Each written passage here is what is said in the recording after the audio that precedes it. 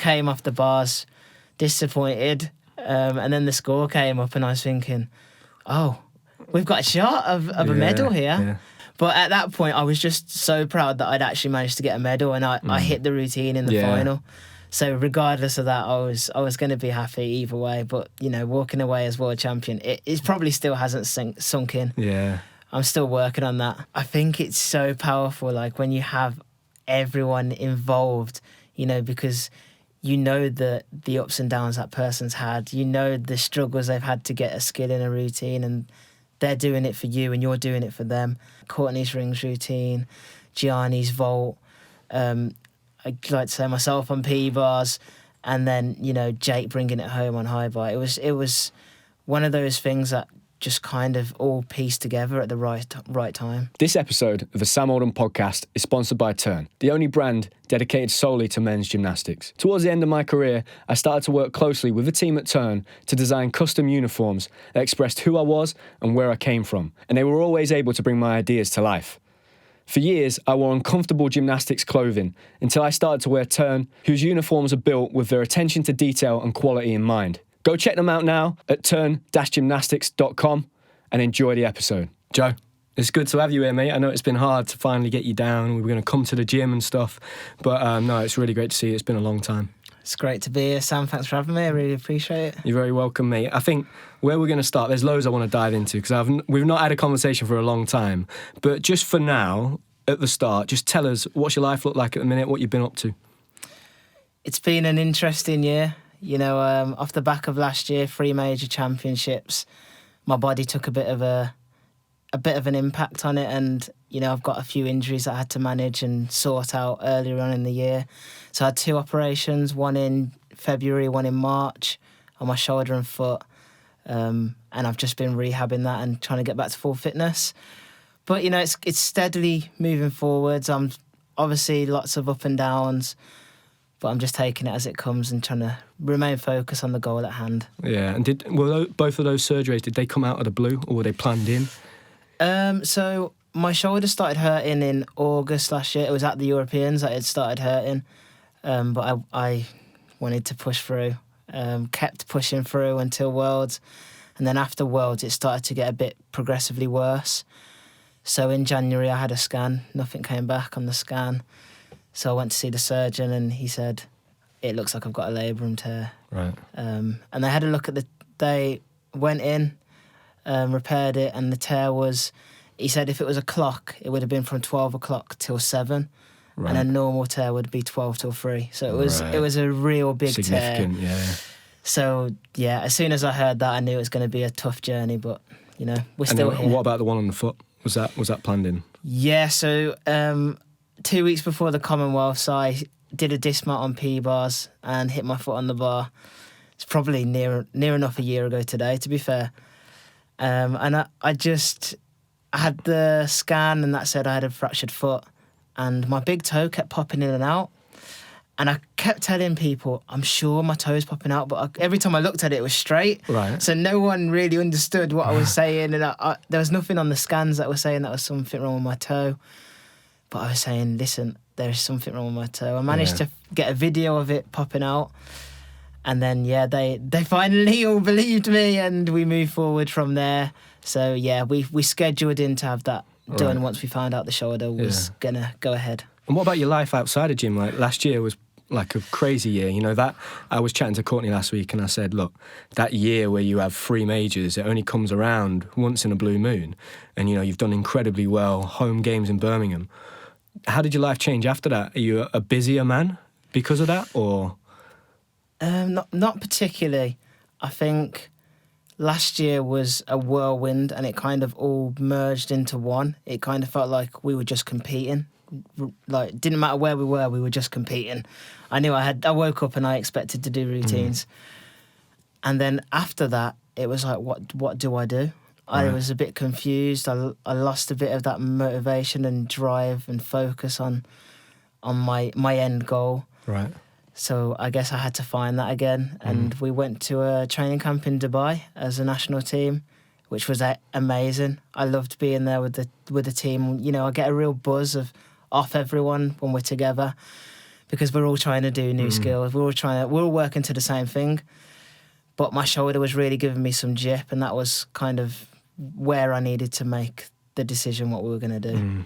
When was that camp? Whereabouts in the year was it? It was January this year. Start of the year. Yeah. Right. And so let's go back then. Let's go back to early years. So growing up, you were born in 98, is that right? Yeah, so you're a 90s baby. So like in many ways, I think you're almost like the last of a generation. Do you feel more connected to, let's say, my generation or the generation below you? How do you feel you fit into that? Oh, it's very strange. I feel like I'm probably feel more connected to the older generation than the younger generation. But that's not saying that I don't feel connected to them at the same time. I think because when we were growing up, we did a lot of training camps as senior and junior, and we would be the juniors. Yeah. So the likes of me, Gianni, Hamish, would all be coming to the squads thinking, wow, how are we going to get to this level? And we didn't really have the generation under us coming with us to those camps. Okay, yeah. And now we only do senior squads or junior squads, so we didn't actually get the opportunity. It's a little bit more segregated, between the two groups. So we didn't really get that opportunity to mould together. But, you know, honestly, the next generation, I've been watching them, and some of the skills they do, like, inspires me for sure. Yeah, it keeps you motivated. Oh, yeah. Well, definitely. I remember that, mate, because you sent me that picture recently of that P-Bars final, and I remember you coming in and doing back and full out. And, whoa, have you seen this kid? Because it's all the next generation. That's the goal, right? Is always to raise that bar of difficulty, start making history a little bit younger. So it was really cool for me back in, so let's say 2014 Euros, you were junior Euros, right? Yeah, that's right. right. Seeing you guys come up, and I used to love it having junior and senior training camps. When you think back, like now, in hindsight, to your early stages of your career, who were the biggest influences on your career, do you think? Like, who were the positive influences back then when you were a junior and you were coming up?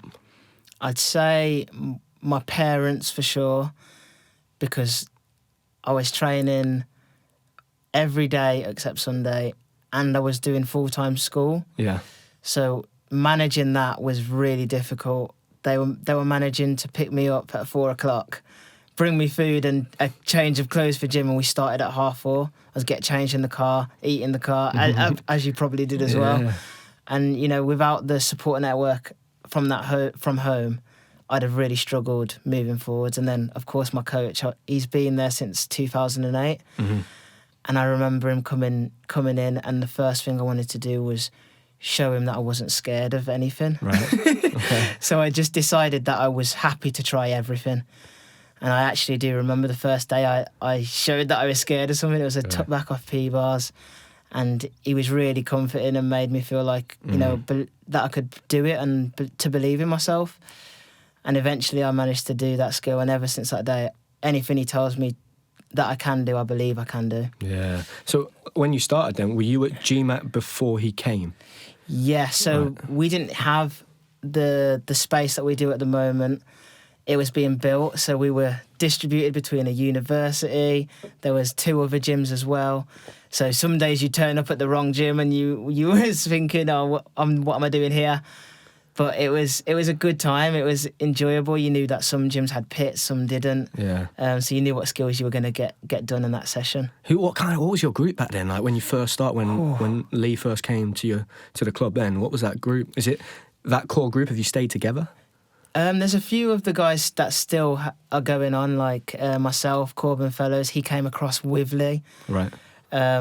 So it's been really good to have grow up together. Yeah, we really have. Like I see him as a little brother. I see a lot of the guys as my brothers. You know, we've literally been through the ups, downs, everything in between.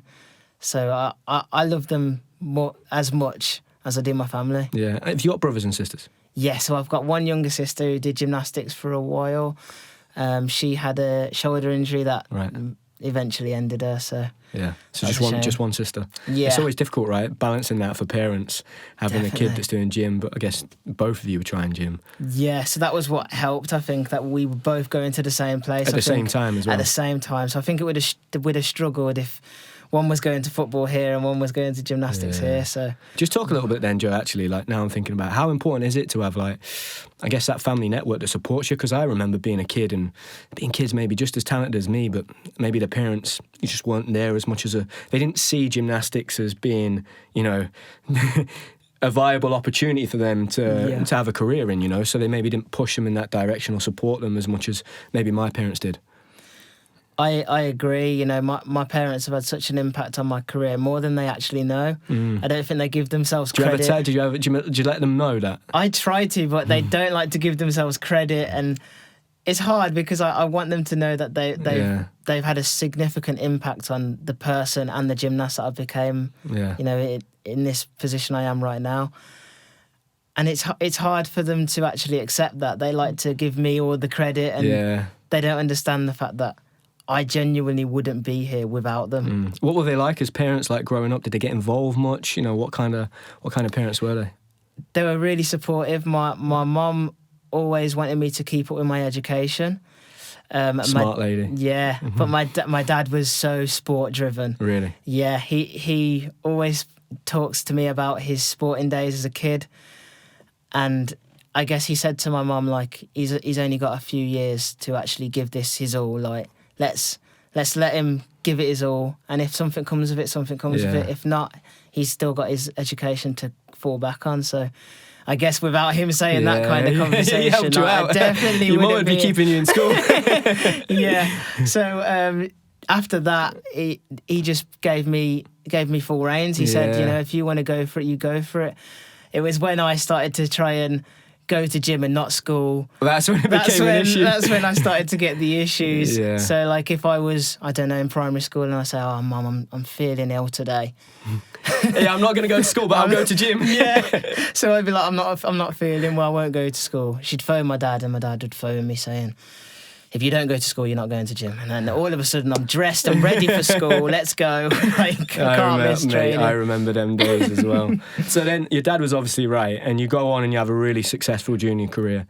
Talk to me a little bit about transitioning into a senior, because I seem personally, this might not be the case, but it seemed to me like it was a pretty seamless transition.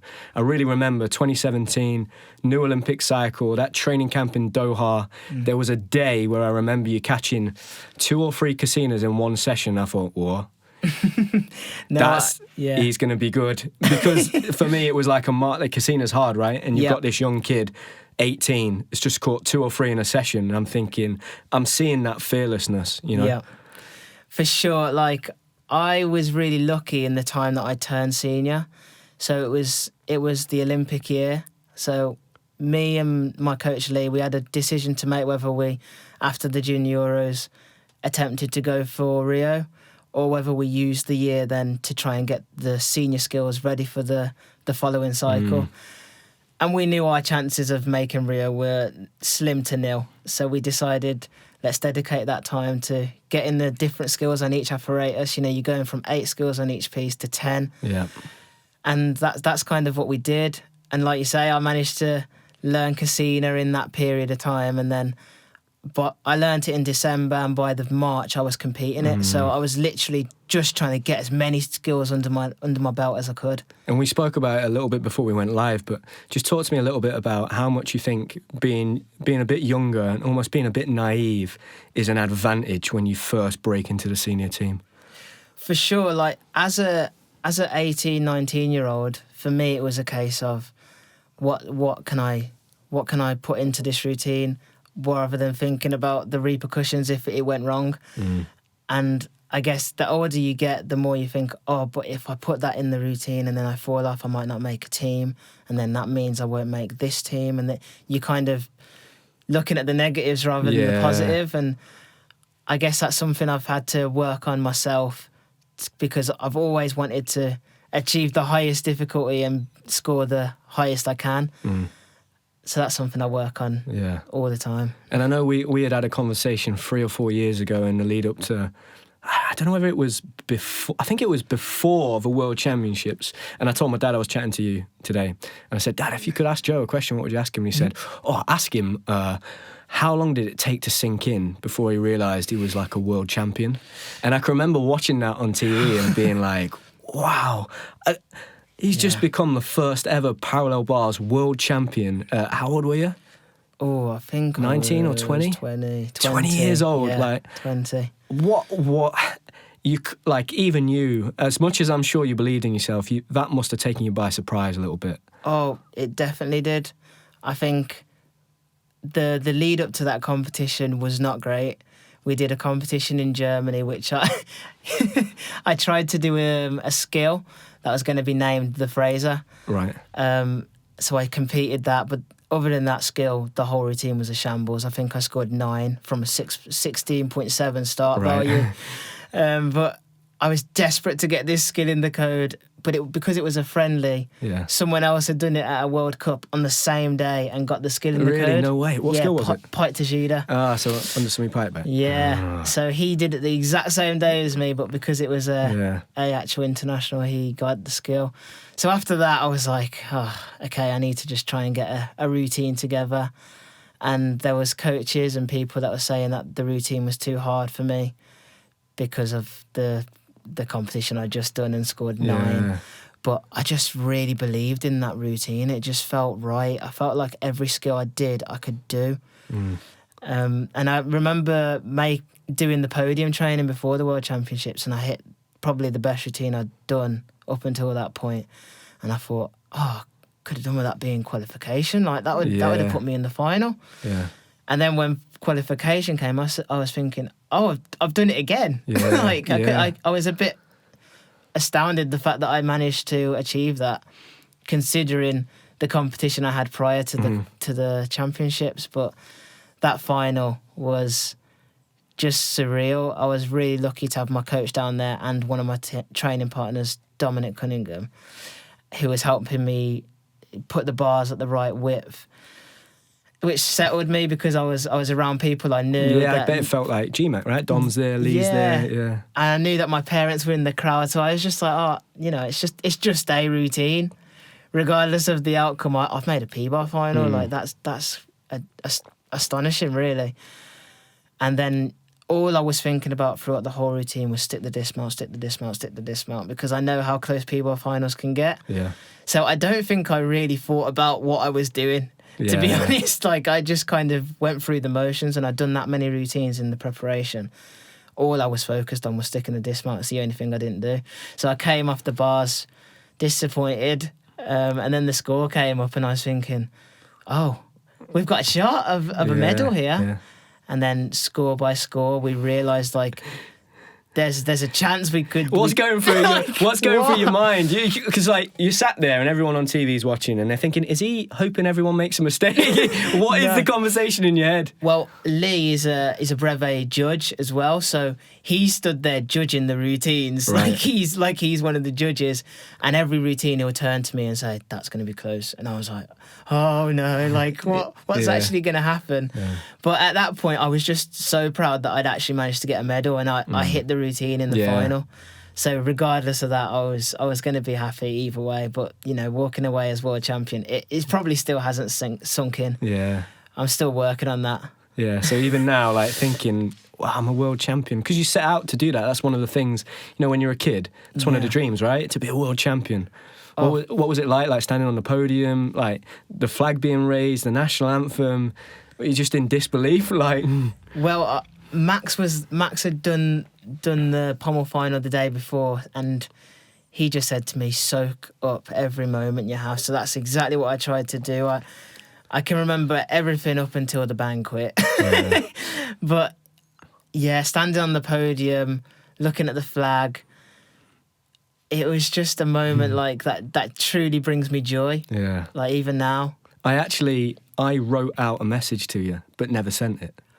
Yeah, I've still got it, the message. What? I wrote a big, long message to you, and it was basically just telling you, just go for it. Don't think about anything else, just give it 100%. But I didn't send it, because I got nervous that I didn't want to put you off in the end.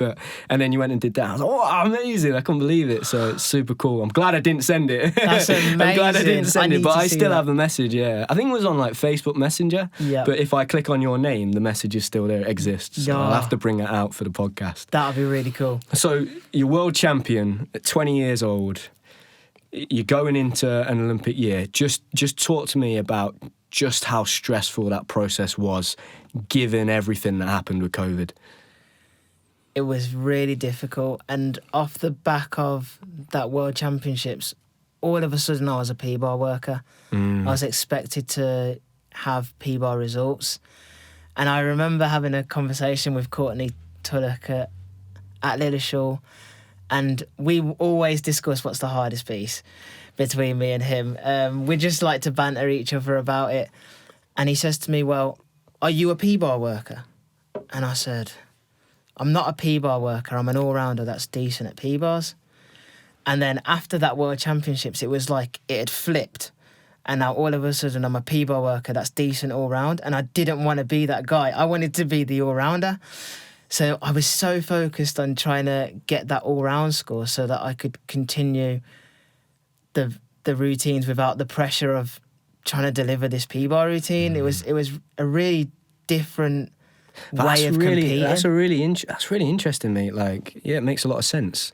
And that's true, right? Yeah, I can see exactly how you had that thought process. And that must be really hard to, like, you know, because you get labelled by everybody else. It's like, instantly. But I don't want to be that guy. Instantly. Yeah. As soon as that championships was over, I was known as being a P-bar worker, which was so different. But in the same breath, it puts me in the P-bar conversation. When anyone talks about P-bars, they might bring my name up, which is cool. And, you know, I like that. And it just made me want to be more driven on the other apparatus so that I could try and keep up that level and help my all-round score. Yeah.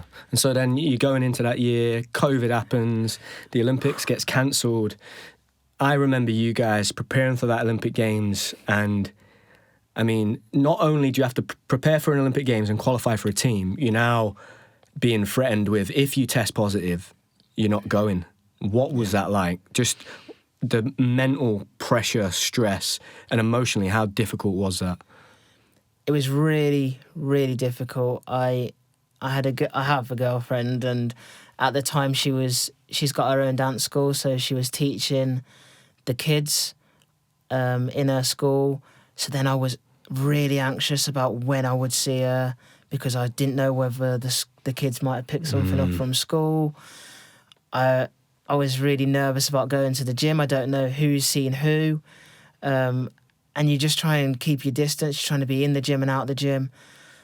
And it's really strange. Like, we're really like a family in the gym. You know, we'll congratulate each other, give each other hugs after routines. You know, we really have that family bond.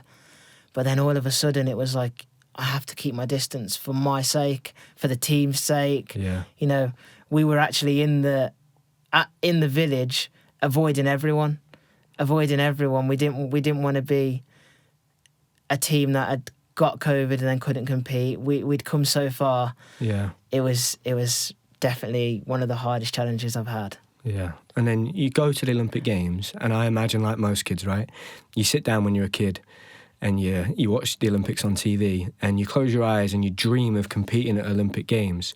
And when you close your eyes, I'm guessing you imagine your family there, a full crowd, and you get there and it's just not that. It's not what you signed up for. How difficult was that, and what? Just talk to me about that. How was it? How did you find it? And was it almost a little bit frustrating that you'd made it all the way to your dream, the Olympic Games, and it just wasn't what you kind of thought it was going to be? Or am I wrong? Was it, you know? It was definitely different to the way I'd envisioned it throughout my life. But at the same time, I was going to the Olympic Games. Yeah. I was 4 weeks out, living at Lilleshall, avoiding everyone, not seeing my family, my girlfriend, and it was difficult, but this is what I've worked the last 20 years for. Yeah. So I was just focused on that, and even like looking out, walking into the arena and seeing no one. It was really strange. Yeah. But the team, we got behind each other so much that you felt like you had your people there, you know, you knew that they would be at home watching, supporting. Was there any element of it feeling almost like a control comp, or was there none of that there? Because I've been to those comps where you end up doing friendlies and it's like there's no one here watching. Like this doesn't feel like a comp. It's hard to get that adrenaline. Do you know what I mean? It did. So the first day of competition, we started on rings, and I just felt normal, like no nerves.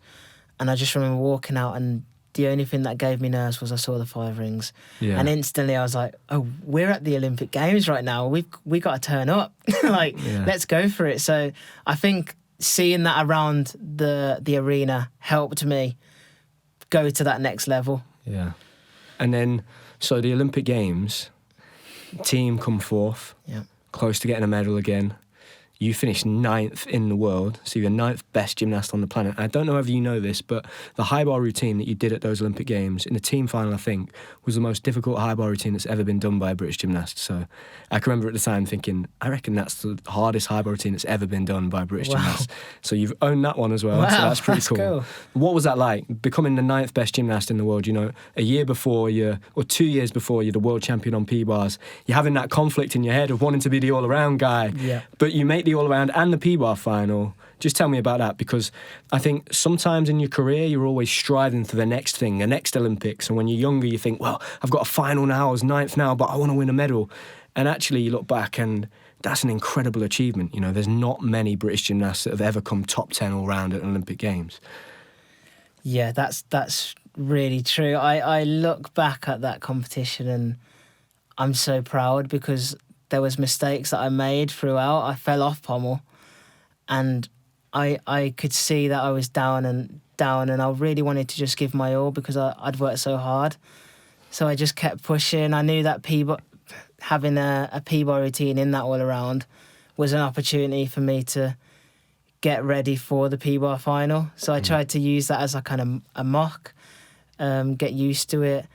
And then on high bar, me and James were really close, and he was on floor and I was on high bar. And I was like, we could both do really well here. Yeah. Like if he hits and then I hit, we can both get on the sheet on the top 10. So we both go for it. He went first not first, but before me on floor. And I thought, okay, now I've got to go for it as well. And then we've both done amazing. We'll be so proud of each other. And he hit, I hit. And before the qualification, I was told to take out one of my release and catches. Right. But I didn't want to do it. I didn't want to take it out. I really didn't. I just wanted to push all in, but I knew it was for us to qualify the team for the team final. So I made the decision to take it out. Which one did you take out? I took Kovac out. Okay. And then in that all-around final, it was for me. Yeah. It was for me. And I thought, you know what, I'm going for this. Yeah. So I just put everything in that I wanted to. I did squat forward to undergrass, which I was scared about. That was probably the hardest part. But yeah, it was just an adrenaline rush the whole time.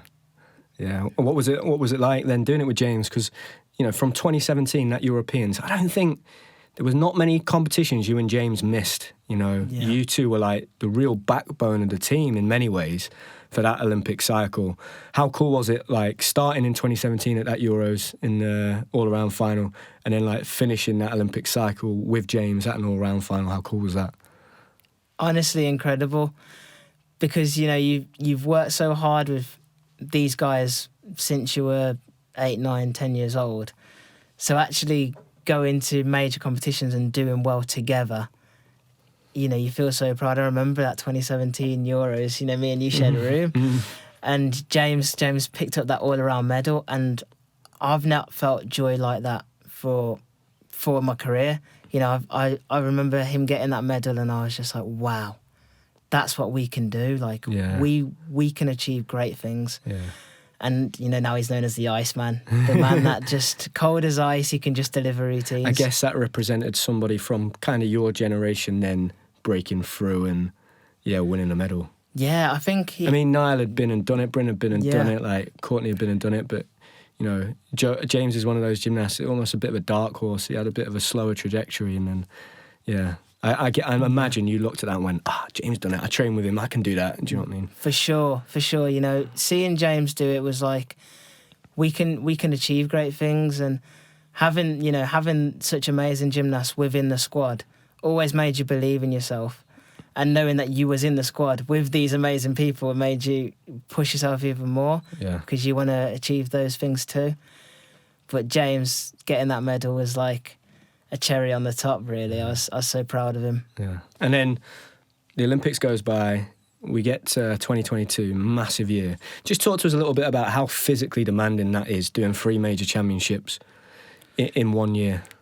It's very, very tough physically, but it's probably harder mentally. And after Tokyo, I actually had surgery on my left shoulder.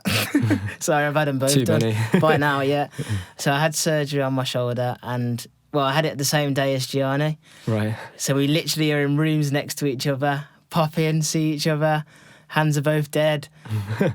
We went in one after another, had the surgeries, and then we were on that journey back together. And that was kind of a challenge because we knew how big 2022 was going to be, and we both wanted to be a part of that. So we pushed each other to the max, because we'd had the surgeries on the same day. It really meant, okay, if G can do this, I can do this. If I can do this, G can do this. Yeah. So we kept each other going on that same trajectory. But it was almost like we were pushing too fast to a certain extent. Right, okay. But at the same time, we weren't. But we were at the same time. I guess we wanted to achieve great things. We knew that. Well, I knew it was in my home city, Commonwealth, the first major camp of the year. Then there was the Europeans, and then the World Championships back on home soil. So for us, it was like so much home championships. Yeah. The Europeans are like the dreams and aspirations I had for 2022 were much bigger than the results that actually came out of it. And I think because of the... What, so you mean that in your plan you wanted to win more? 100%. Yeah. Because I had a look and you won 7 major championship medals last year, which really? is pretty incredible. I don't know. That's a big number. Yeah. When you put it like that, yeah.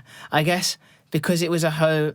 I think the Commonwealth was the main one. I think because I wasn't able to do all around it, it hurt my soul quite a lot. Yeah. Because I really pushed myself to try and get back to 6, but it just wasn't wise. And in the end, I think we made the right decision. Like we started on floor, and God forbid I started on floor, hurt myself, and then couldn't compete for the rest of the championships. So I'm happy that the team and myself made the decision. I just wish that I could have been fully fit and given it my all and seen. But given what happened, mate, it was the right decision, wasn't it? You know? Yeah. In hindsight, I'm not regretting anything that happened at all, in the slightest. And then you go to the Euros, absolutely smash the Euros as a team. First golds for a long time, right? As a team since 2012, I think. Maybe. Yeah, I think it was. So about 10 years. So 10 years. Yeah. And then that gives you loads of confidence going into the Worlds. And just talk to us a little bit about that World Team Final, because I was in a hotel in Ecuador trying to find a VPN to try and watch it. It was like the middle of the night. We were caved up in our room because there was all sorts of craziness going on outside and we couldn't leave the room. So I was watching this. I was like, Connie, they're going to do it. I think they're going to do it, Yeah. But obviously I joined it just after Pommels. So I'd seen... I'm so sorry. Yeah, there'd been some mistakes on Pommels and stuff, but yeah. It sounds to me like it's been really interesting listening to you talk so far. You find it difficult to praise yourself. You're praising everyone, and you're talking about the team. And I really get that sense that the team is super important to you. And you talk about the Olympic Games, and I get the sense that all of that and that bond, that pressure, that time through COVID, getting to the games, like that surgery with Gianni led to that result last year. Being able to pull that off. Yeah, I think I always feel more nervous for team competitions than I do all arounds or P-bar finals, because when I'm out there for an all around, I'm not just doing it for myself, but I'm doing it for my coach and my family. But when I'm out there in a team final, 3 up 3 to count, I'm doing it for my brothers standing next to me that have pushed 20 years just the same way I have. Yeah. And I want the success for all of us. And I get really passionate about that. So in that World Championships final, we qualified second. So, and the girls had just gone and won silver as well the day before. So we really wanted to go and get a medal. Mm. and qualify for Paris. So I think in that moment when I'd made so many mistakes on pommel, I thought I'd let everyone down, like everyone. And there was a moment where I wanted to leave the arena, Right. but I just knew that was like selfish of myself, because Right, okay. I wasn't necessarily thinking of the team that had worked that so hard to be there. And just because I made one mistake or a mistake on one apparatus, the comp was not over. And the coaches made that very clear to us, like, we can still achieve great things today. We took it one piece at a time, and we had special moments on every apparatus after that. Courtney's rings routine, Gianni's vault, I'd like to say myself on P bars, and then Jake bringing it home on high bar. It was one of those things that just kind of all pieced together at the right time. What's that feeling like, winning something as a team in comparison to like doing it yourself as an individual? I think it's so powerful, like when you have everyone involved, because the ups and downs that person's had, the struggles they've had to get a skill in a routine, and they're doing it for you and you're doing it for them, and standing next to them on the podium, and it just makes you so happy to know that it all came together at the right time. It is a different energy in it, a team final. It's for anyone that's not watched a team final, that's the competition you got to watch. When you walk in, there's just a tension. It's because that guy's dreams on my shoulders. Yeah, you go up, and when you walk back, you're like, yes, that's one down. Every single routine just makes you so nervous. You know what it means to everyone. And pommel's one of those pieces anyway. And I think we'd had like, not mistakes, but we had some things on the pommel that we didn't anticipate would happen. Yeah. So then at that point I thought, okay, my routine really needs to count. Just tell me, like, it was really interesting what you said, Joe. It's super honest as well. Like, what were the feelings that you had? When you said you had that moment where you wanted to leave the arena? Because I think a lot of people who aren't high-level athletes have been in, they can relate to that for sure, but what are the feelings? What were the feelings like? Being embarrassed or like scared of a situation? What were those feelings that made you, have that split second of wanting to just get out of there? I was not embarrassed. I felt like I'd let my team down. I've always wanted to do well for them. Like in that team competition, if I could have hit all routines and not got a medal, I'll not as in me personally not get a medal, and they all get a medal. I would have liked that. Yeah. So I thought when I didn't get that routine, and then I knew we were down in 8th, and essentially I felt like that was my responsibility and my fault. But that's why you have such an amazing team, because each other cover each other's backs, and Courtney lifted us all up for rings. He made us feel strong, even though I probably wasn't feeling myself that day. But and then we've got such amazing vaulters in that team, and they really pulled together. And then on P-bar, we just said, we've got nothing to lose. Let's go for this. Like, we really can achieve something legendary. And I do think that's probably one of the best team finals. I've ever been a part of. But also to watch. Yeah, it's super definitely exciting, to watch. Mate. Yeah, it was incredibly exciting. So you get to the end of that year, I imagine you're pretty emotionally, physically just exhausted from it all, and you have those surgeries. You're such a positive guy. What's it like when that positivity stops working a bit, and because you can wake up and go, this is going to be fine, but there's times where it's not going to be okay. Like, how tough is that? And have you had that? Have you experienced that yourself? I definitely have. And like you say, I'm known for being quite positive in the gym. I like to think when I walk in the gym, I can create an energy that makes everyone want to, push themselves, enjoy the session, because I like it to be fun. I always have. One of the things that for me was always making sessions fun. What skills can we learn in this session? And I kind of lost that for a little bit. Right. I lost that for a couple of months, and I didn't necessarily want to go and learn new skills anymore. I just kind of felt like I was repeating the same day. But eventually, like, I think having the surgeries as well was making it hard, because I was now not only not doing my normal day-to-day, I was in a boot or in a sling and sleeping with a massive pad and sling and in pain.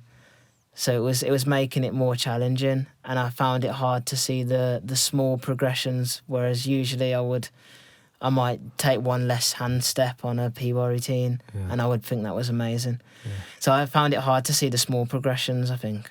How much do you think that extended cycle, so having 5 years instead of 4, how do you think that's affected this cycle? It's made it difficult because every cycle, as you know, the routines have to change because the code of points change. So every skill has a value and it changes every cycle, or the routine constructions have to change. So it felt like we had to change very quickly. Right. Adapt to what we had to do to be successful, which definitely made it hard. But I guess we kind of figured it out early on. We did our best to figure out the skills that were going to make a huge difference.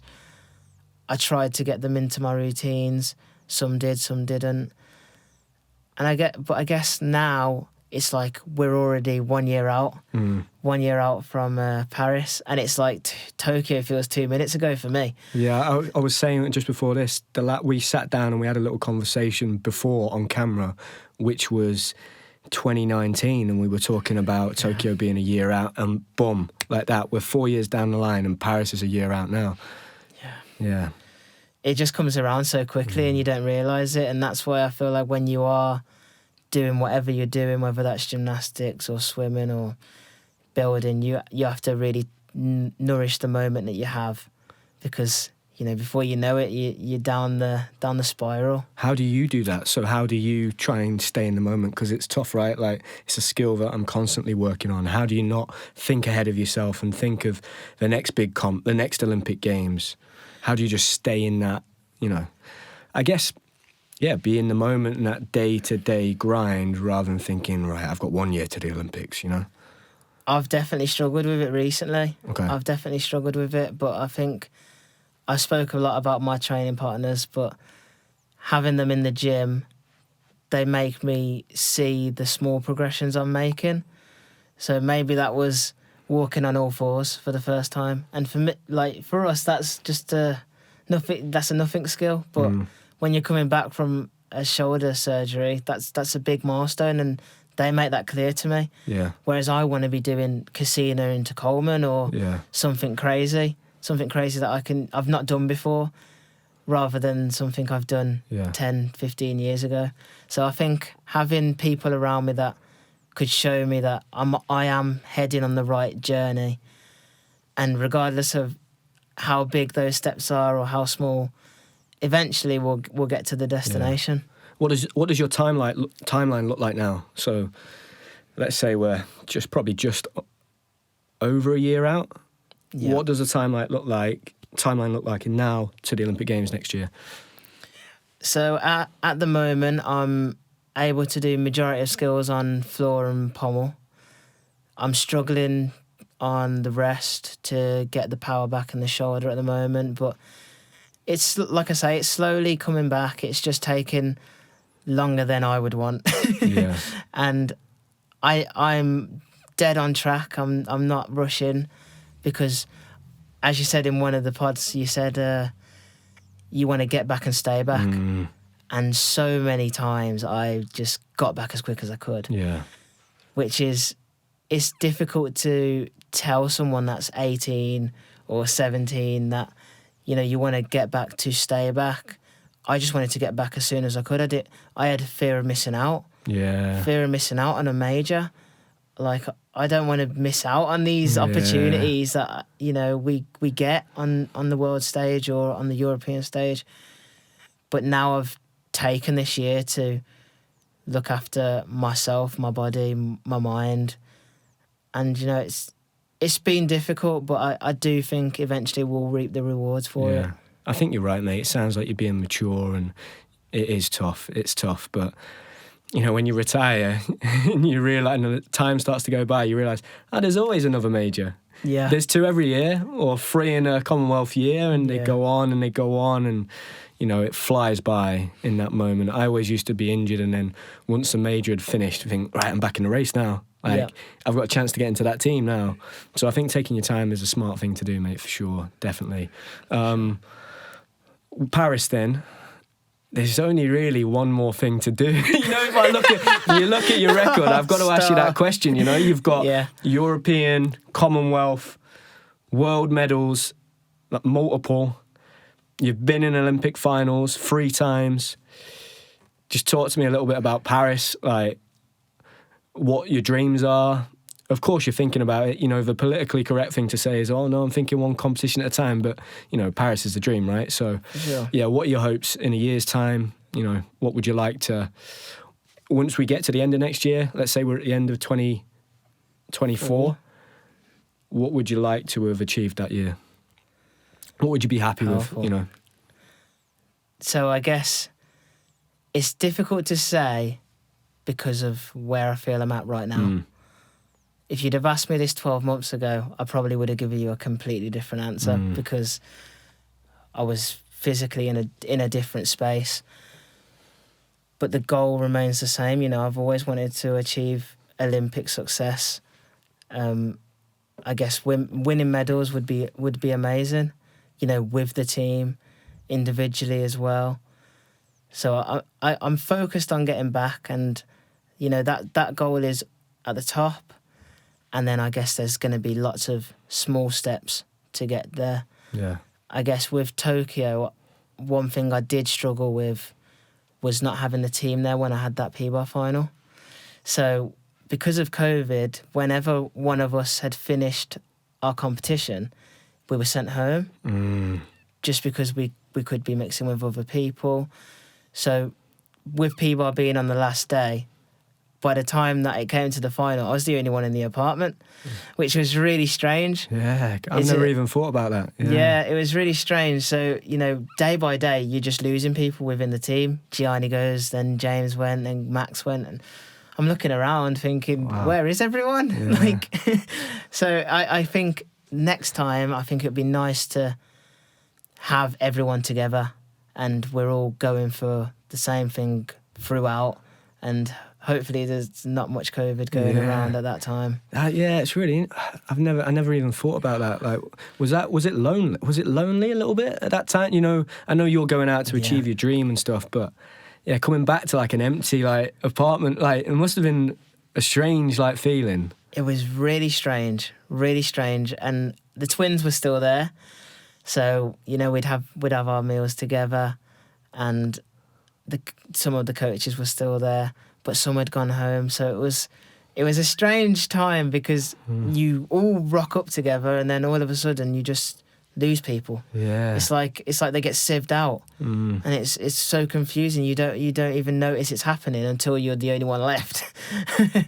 I guess it's that COVID era of struggling to keep everyone safe.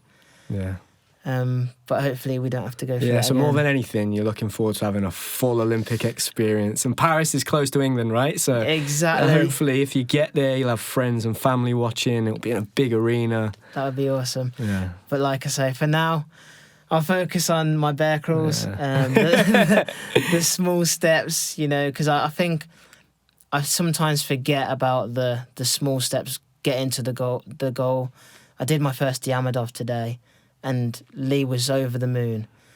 And I your came brain off, jumped straight to, but I'm so far away from where I need to get to, rather than appreciating the little win, the little victory. Exactly. I came off the bars with a moody face, and he says, "What's wrong?" I said I couldn't push out the shoulder, and he was like, "But Joe, you've made such big progress. Like this time last week, you couldn't do that. Yeah. You wouldn't have even been able to do as much as you just did. So like you did 2 in one go. Yeah. Like see the positives, and that's something I've definitely been trying to work on. But I've definitely got work to do on it as well." Amazing, mate. So as we look to the future a little bit, the last thing I wanted to touch on, the last few years, there's been a lot that's happened within the sport of gymnastics, and there's been all sorts of things happen with the Me Too movement. Just tell me a little bit what that's been like for someone that's still heavily involved in it, because the majority of people I've spoken to, athletes I've had on the podcast so far, they're retired, they're removed. I've not asked anybody that's in the sport. How hard have you found that? Has it changed your mindset a little bit? It's opened my eyes up, because I think with myself and my coach Lee, I've had such a positive experience, and I would have liked everyone to have had that positive experience, and always finding challenges and having fun in the gym, learning, but not the hard work was hard, but it was definitely good for me, and I felt happy doing it. And I guess some of the things I've heard make me upset, but I'm hoping that we're moving forwards from that, and we can see some progression moving forwards. What would you say to, let's say there's some parents out there that want to get their kids into gymnastics, but they're a bit apprehensive because of everything they've heard, What would you say, what advice would you give? How would you describe the lay of the land or the environment right now that you experience on a day-to-day? For me, gymnastics is a positive place. Like, I've always loved it. So I guess, get yourself into a club that you trust, you support, and has a positive environment. Yeah. This sport is incredible. The things you can learn, you can teach, you can feel. Like, some of the things that you and myself have managed to experience, you won't get in any other part of life, and I want that for everyone. I want everyone to feel what a tuck front feels like, or a tuck back. And I feel like there's so many clubs out there that are positive, and we just need to focus on those for now. If you're a parent going out there, you're trying to find the right club, what are the signs of a positive environment? If you were going to describe your club or a positive place to train, like, what would you say that they should be looking out for? We're always having fun. So smiles on kids' faces. Yeah, the smiles. You want to enjoy the hard work, so it doesn't feel hard. Yeah, like, that's one of the things that I've always been grateful for. Some people always used to say to me, "You work so hard," but I used to not think I was working hard, because I was just having so much fun. I remember so many challenges that were set, and I just wanted to be the guy that won the challenges. Like, it wasn't a case of I wanted to work the hardest. Yeah.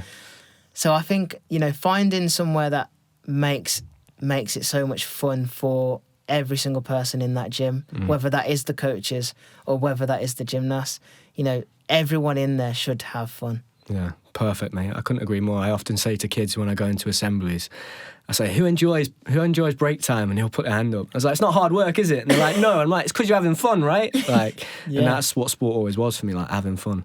So, in your corner now then, Joe, because you've got to the point in your career where you're 24, you've got sponsors, you're sponsored by Gymshark? Not at current. Okay, so you've had sponsors, you've got people in your corner, you've got coaches. I feel like you must have some smart people in your corner. Who are the types of people that are advising you at this stage? When you're a kid, you've got your parents maybe, and you've got your teammates, you got your coach. Is there anybody else that's like in your circle now that you rely on? Yeah, I rely heavily on my mum, who is an accountant. Right, okay. So that's How important is that? Because we don't often talk about that, but, as a young athlete, let's say you're someone that's not necessarily, doesn't stay in education for very long, and you don't really get taught about finances and money, and you become world champion at 20 years of age, all of a sudden you're getting some sponsors coming in, you're getting money coming in. How important is it to have someone that's got your best interests at heart, but also just understands the finances of things? Because at 19, 20, you're thinking, my career's lasting forever. That was the mindset I was in. So how important is that, having your mum that can help you with that? It's so important. Like, she obviously understands the numbers, and for me, they were just numbers on a screen. When you don't see it in cash or whatever, you don't really understand what's going on. And growing up, you don't really have to handle those kind of things. Apart from when I first started getting funding, when I was probably, 15. and that was what I lived on. that was my funding, that was my chalk money. So I guess that made me budget from the get-go, because it wasn't that much money, but it was enough for me to get by. And I was trying to save for my first car. I knew when I turned 17, I really wanted to get a car. So I guess having a family unit that, you know, weren't necessarily from money, helped me manage, appreciate it. Yeah, definitely appreciate it and balance what I spent my money on. Yeah. I definitely had times where I spent money wrongly, but I think you have to learn, make mistakes to then not make them again. Yeah. What advice would you give